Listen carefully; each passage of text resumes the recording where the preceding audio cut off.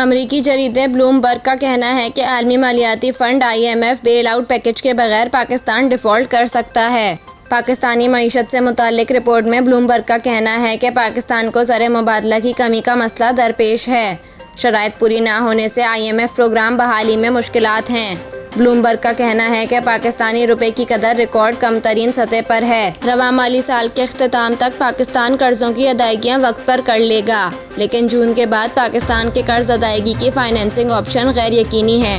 Bloomberg के मुताबिक पाकिस्तान में इस साल होने वाले इंतखाबात से कबल सियासी कशीदगी भी कर्जे के हुसूल में ताखीर का एक सबब बन रही है।